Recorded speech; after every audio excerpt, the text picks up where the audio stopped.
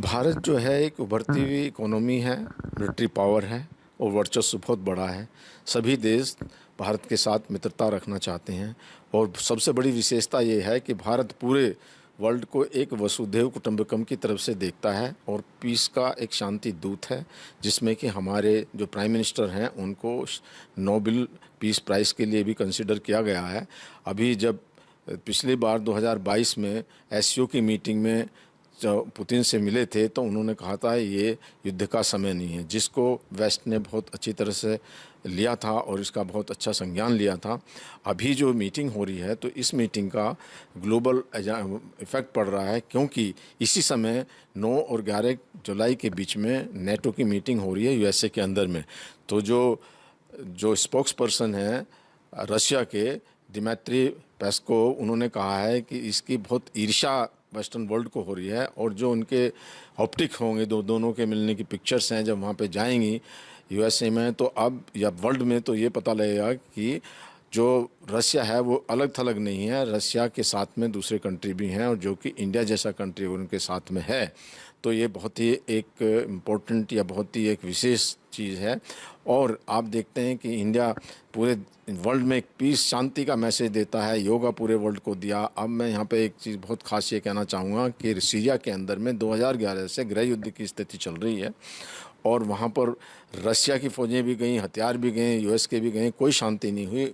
आखिर में जो वहाँ के प्रेसिडेंट हैं बशर अल असद, उन्होंने रियलाइज़ किया कि योगा से शांति आ सकती है और अपने कंट्री में उन्होंने योगा शुरू करा दिया। तो ये पावर है भारत की, इतना वर्चस्व है। सभी लोग भारत को, एक भारत बैलेंस बना के रखता है। कोविड के दौरान में सबको वैक्सीन दी, ग्लोबल साउथ की जो है आवाज़ को भारत उठाता है। तो इन मुद्दों को देखते हुए भारत का वर्चस्व बहुत है और इसकी निगाहें सभी के ऊपर में। देखिए, S-400 जो है उसकी 5 यूनिट्स या 5 स्क्वाड्रन आनी थी, 3 ऑलरेडी डिलीवर हो चुकी हैं और 2 जो हैं इस साल के शुरू में होनी थी, लेकिन यूक्रेन युद्ध की वजह से ये नहीं हुई हैं और इसका जो अभी नेक्स्ट टारगेट है वो अगस्त 2026 है, तब तक ये डिलीवर हो जाएंगी।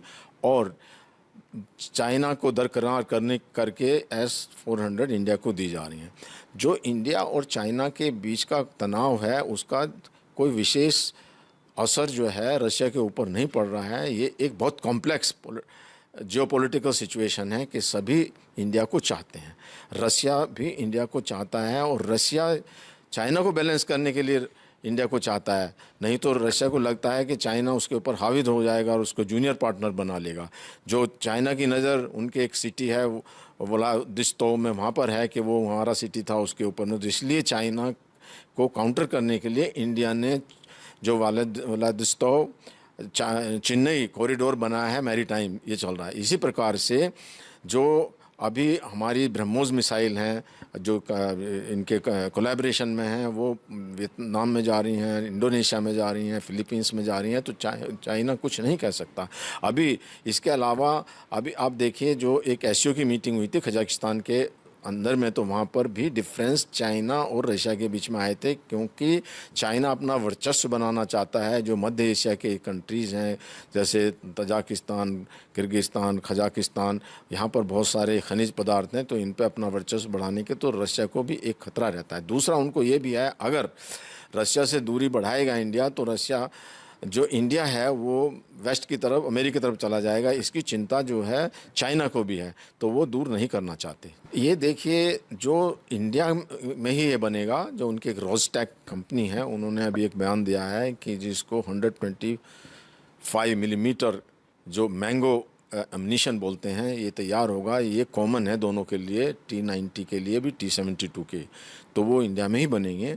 और इसमें मैं एक और बात बताना चाहूँगा कि अभी कुछ कमियां देखी गई हैं T-72 टैंक के अंदर में ड्यूरिंग यूक्रेन वॉर।